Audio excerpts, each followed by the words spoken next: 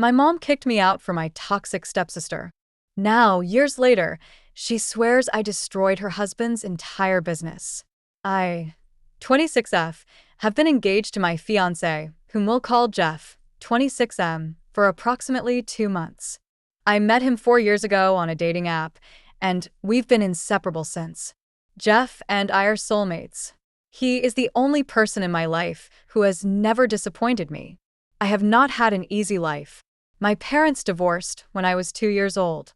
My father abandoned us without looking back. He paid child support, but that was it. He never bothered to come and see how I was doing. To be honest, my mother, 48F, was not a terrific mother either. When I was younger, she was more focused on other activities than on raising me. I was basically raised by nannies and babysitters. When I was a little older, my mother was still quite young, and her priorities were very different. She didn't care much about becoming a mother and spent most of her time with friends or on dates. She was an outgoing social type who had no time for me. Even in terms of her career, she was not taking her work seriously. She was a freelance artist who made good money every month, but she didn't have to worry about me since she had child support checks coming in to cover everything. I hate to say it, but if it hadn't been for the child support, I'm very sure she would have kicked me out a long time ago.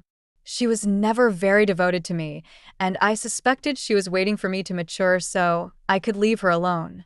Then, when I was around 13, she began seeing my stepfather. My stepfather, Matt, 50M, had a daughter around my age. We'll call my stepsister Jess. When they initially started dating, and my mother brought his family home to introduce us, she advised me to be on my best behavior, since this was very important to her. Now, Mom had brought home boyfriends dozens of times before, but she had never been concerned about how I behaved. She would generally just tell me that she had guests coming over, and I would use that as a cue to go into my room and stay until they left. But this time I had the impression she was serious about the person. Otherwise, she would not have been concerned about my presence in the house at all. The first time I met him and his daughter, they were relatively kind to me, and it was a pleasant introduction. I had no idea what was going to happen to me following that initial meeting. Soon after, he began to visit more frequently, and it seemed as if they had almost moved in together. I didn't mind it. It wasn't bothering me in any way, so I had no need to worry about them as long as they allowed me to go on with my life. It remained that way for a long time. They were practically living together, and Jess would occasionally visit as well. Her mother was still a part of her life. Therefore, she spent half of each month at her mother's house. Initially, people were either polite to me or ignored me. I was fine with that because I didn't really care for any of them. I didn't really care about my mother, so it was tough for me to care about anyone related to her. All I wanted was my own peace and quiet, which I enjoyed for a while. But then they decided to make it a permanent relationship and move in together. Now, I wouldn't have cared, but my mother informed me that now that they were moving in together, I would have to start sharing my room with my stepsister. I refused to do that because it was my room. It had been my room my entire life, and it was the one thing that gave me calm in that house. I had my own private area. I was not going to give up my freedom by sharing a room with someone I barely knew. When I told my mother that I was not going to share my room, we had a heated quarrel. She threatened to kick me out of the house if I did not do what she asked. I was 14 years old at the time, and despite my youth, I was aware of the law. I felt compelled to, since my mother was the type of person you couldn't truly trust. It's also plain basic logic, and I knew my mother couldn't send me out until I was an adult or she'd face legal consequences. So, I informed her that I knew she couldn't do it and that she was bluffing. She was frustrated, but she had to let me have my room and chose to convert the basement into Jess's room. It wasn't a very horrible place to be. It wasn't as nice as my room, but my mother worked hard to make it more appealing and livable. By the time she was finished, it looked as good as any other room in the home. So I had no idea what the big issue was. But for some reason, that's when Jess started disliking me. It could have had something to do with the fact that on the day she moved in with us, my mother gave them a house tour and made it clear to everyone that Jess had to live in the basement since I wasn't ready to share my room. I didn't understand why she would make such an announcement, and I still can't think of a rationale. Perhaps she intended to make me feel bad by stating it in front of Jess, but all it did was make me feel strange and uncomfortable. It made me feel embarrassed for her, but I didn't feel bad about putting my foot down. Or perhaps she simply enjoyed drama and wanted Jess to know that I had refused to share my room with her, which would undoubtedly lead to difficulties between us. Jess did not appear to be the type of girl who would tolerate something like this. My mother was correct. Jess refused to let it go. After that day, she began treating me as an adversary. She would still spend half of the month with her mother, but the days she would be living with us were excruciatingly difficult for me. She was a threat to society, and she had a personal vendetta against me. She was frequently nasty to me and made horrible statements about me right in front of my face. To give you an example of what she would say, she once told me that the reason my father left my mother was most likely because of me. Then she laughed as if it were hilarious. She would make fun of my appearance because I was slightly fat at the time. She used to make fun of me at school for no apparent reason. Jess had a huge clique of mean girls at school, and she would never miss a chance to bully me with her friends. Earlier, she and her pals would simply ignore me, which I loved. She and I were never friends, but that was vastly preferable to being her enemy. The saddest aspect was that I had done nothing to her. She was simply offended that I did not want to share my room with her. It was a ridiculous cause to hate me so much and try to ruin my life. My room was my safe area, and with a mother like mine, I don't think anyone can blame me for wanting my own space. Besides, if any of them had ever made an effort to get to know me, I could have shared my room with her. But she was a stranger to me, and I didn't feel comfortable giving up my independence for her. I never complained to my mother or Matt because they were aware of the situation, and it was meaningless to do so. They didn't care. I might be bullied my entire life, and they would still turn a blind eye since I was not important to them. So, I had to put up with it and let her trample all over me. I would fight back periodically, but I quickly realized that it only escalated the conflict. Our parents would intervene, and I would be grounded because they despised me. She would constantly cry a little to get out of trouble, but I couldn't cry on command like her, and I wasn't as manipulative. So, I'd be the one punished for my poor behavior and advised to start treating Jess like a sister, while she got away with everything and I had to face the consequences. It was a miserable place to grow up, and I despised my existence. So, when I was finally kicked out around my 18th birthday, I was relieved more than anything else. I had put up with my family's craziness for years, and it only became worse over time. Jess continued to be a nightmare to deal with, and our parents continued to back her without questioning the legitimacy of her actions. In 4 years, she had managed to turn our whole high school year against me, and I had just a few friends who would even talk to me. Everyone else despised me because she did, and that was sufficient justification. It had taken a toll on my mental health, and I was battling to keep up in all areas. I had acquired a lot of weight from binge eating, and it had severely changed my appearance for the worst. I was overweight, acne-prone, and had pretty awful hair. I was also trying to maintain my grades, so not only did I look horrible, but I also appeared to be dumb to everyone else. I had nothing going for me, and was at an all-time low. Things at home were no better, as I still had to deal with Jess and my parents. My mother had grown increasingly irritable and would continually compare me to Jess, despite the fact that she was the one who had made my life so much worse. Things were terrible before my mother married Matt and they moved in together, but not as horrible as they were now.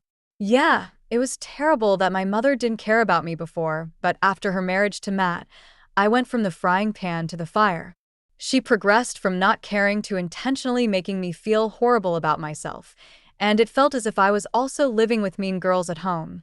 It was very clear to me that Jess was the daughter my mother had hoped for. Instead, life had dealt her the wrong hand, and she was stuck with me. I know they both wanted nothing more than for me to leave, and, to be honest, I did too. My mother and Jess despised me, but Matt didn't care. I had no relatives to speak of other than my mother, because my grandparents did not communicate with us. I had never known my father, and I knew nothing about my other grandparents. I actually had nowhere to go, and I felt awkward approaching my friends for assistance. So, I had to fight it out and stay with my mother to ensure that I had a roof over my head and food to eat every day until I reached 18.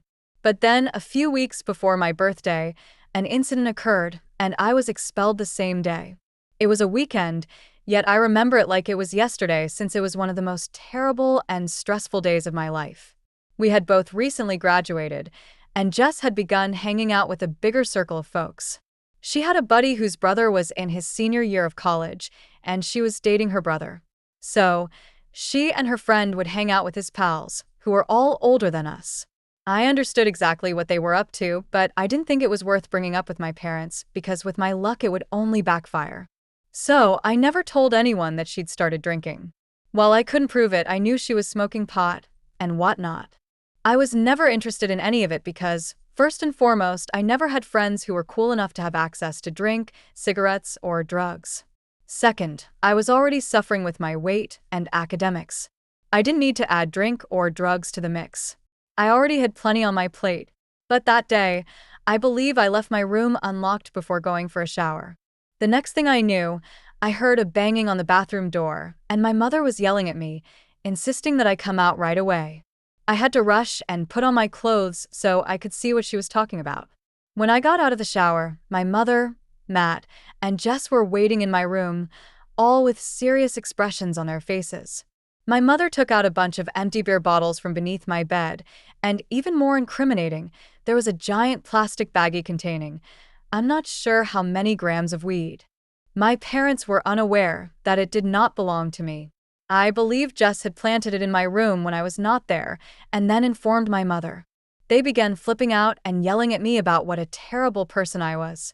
She didn't just yell at me about the drink and drugs, she also started venting about how I was a complete disgrace to them. She protested that I ate all the food. She stated I was a waste. She was convinced that I would never do anything worthwhile in the future and would simply continue to live with them and spend their money. I attempted to explain multiple times that none of it belonged to me and that I had no idea how it ended up in my room, but she didn't believe me. She lost it when I suggested that Jess might have planted it in my room to get me in trouble.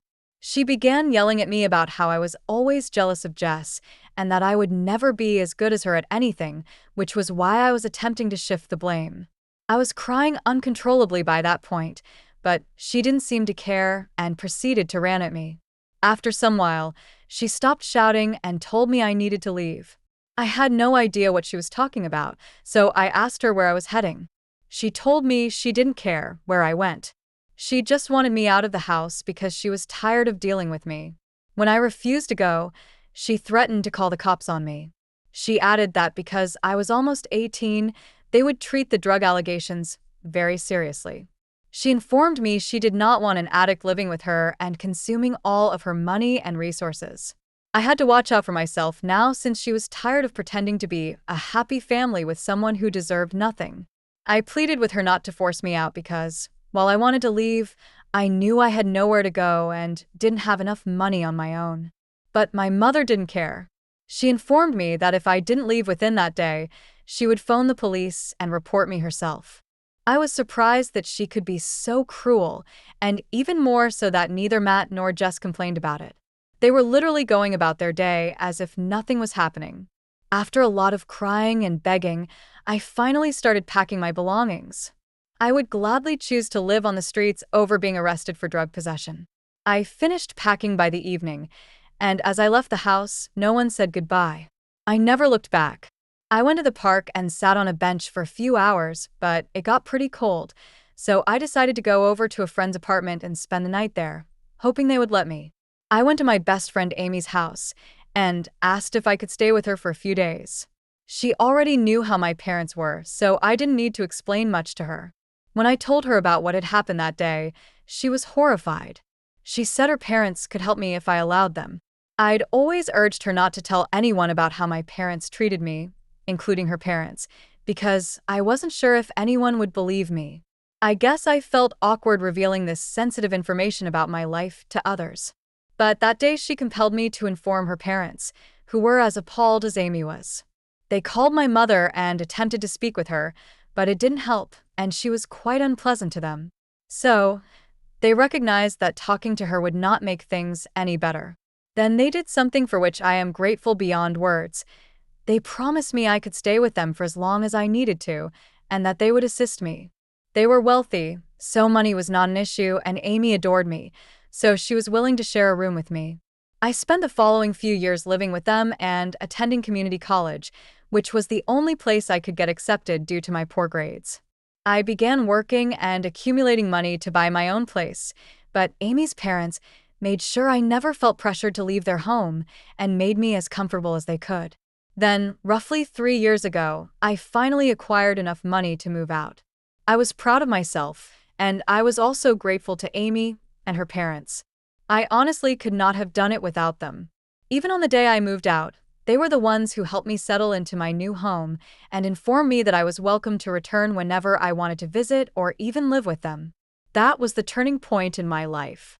By then, I'd shed a lot of weight, and my health had improved significantly. I felt and looked better. I was also generating enough money to support myself and had put in enough effort to improve myself.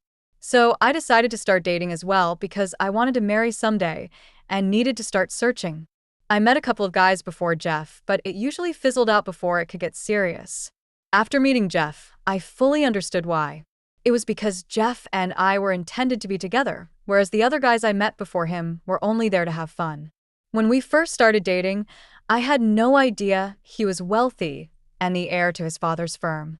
I just liked him because he was humorous and cute, and he appeared to like me as well.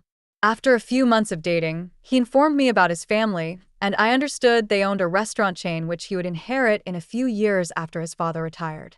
Many people may believe that learning how wealthy he was changed things for me, but I simply regarded him as the same person I had known before. That information made no difference to me. I still loved him as much as I did before. We moved in together after approximately a year of dating, and he had introduced me to his family a few months earlier. Everyone in his family liked me, and we got along great. Everything was absolutely perfect. So when he recently asked if I wanted to marry him, I knew the answer right away. We've been engaged for 2 months now, and things are going great. But then, around 2 weeks ago, I got an email from Jess. We haven't spoken in almost 8 years, and I haven't heard from my family since I was kicked out.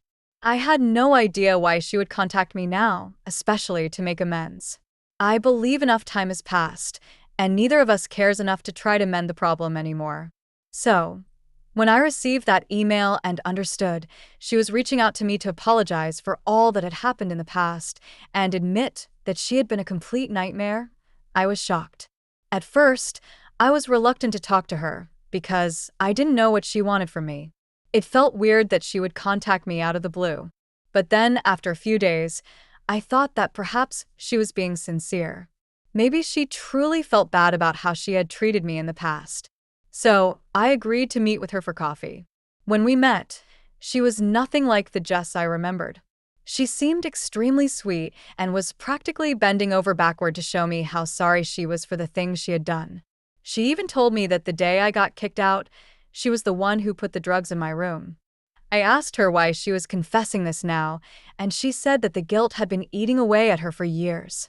She had always wanted to make amends, but never got the courage to reach out to me until now. She seemed so sincere that I decided to believe her. I agreed to give her a second chance and told her that if she wanted to be in my life, she had to make an effort to show me that she was really sorry. She agreed. A few days later, she invited me to her house for dinner to meet her husband. When I arrived, I was stunned to see that her husband was someone who had applied for a job at Jeff's company but had been rejected. It turned out he worked at a rival company and had a reputation for being difficult to work with. During dinner, Jess and her husband tried to subtly bring up Jeff's company and asked a lot of questions about it. It felt less like a dinner and more like an interrogation. I didn't answer much, and I could feel that they were fishing for information. Later that night, I told Jeff what happened, and he immediately recognized the situation as suspicious. He told me to be careful and to not share anything about his family's company. A week later, Jess emailed me again, but this time it wasn't to apologize. Instead, she accused me of sabotaging her husband's career. She said because I was marrying into Jeff's family, I must have influenced the decision to not hire him. I told her I had nothing to do with it, but she wouldn't listen. She started sending me nasty messages, saying that I ruined her life and that she regretted ever apologizing. Soon after, Jeff's father informed us that Jess's husband's company had tried to poach one of their top clients, but failed miserably. The client was unhappy with Jess's husband and decided to move all their business to Jeff's company instead. It had nothing to do with me, but Jess was convinced I had orchestrated the whole thing. Now she won't stop harassing me, and I've had to block her on everything. My mom even called me out of nowhere to say I should do the right thing and help Jess. After 8 years of silence, the only reason she contacted me was to defend Jess. That was the final straw. I told her she made her choice years ago when she kicked me out, and I'm done. I have a real family now with Jeff and his parents, and I don't need that toxicity back in my life. Update 3. Hey, so let me quickly fill you in. First, we won the defamation lawsuit. It wasn't even that difficult because my father-in-law's lawyers are absolute sharks, and they crushed her and her husband. Maybe now they'll focus more on their business and meeting their clients' expectations. They had to pay for what they said, and we were able to strike an agreement. So that's over, and we can finally devote all of our attention to preparing our wedding. It's quite thrilling, and I can't wait to get married to Jeff. As previously stated, he is my soulmate, and I have waited a long time to find someone like him. Now that I have him, I will never let go. And that's how my toxic stepsister's lies and cruelty turned into her own downfall, while I finally found real love and family. Sometimes, walking away from the people who hurt you is the only way to win. If you enjoyed this story, don't forget to like this video, subscribe to Red Tales, and hit the bell icon so you never miss another unbelievable Reddit story. And tell me in the comments, have you ever had a family member betray you like this?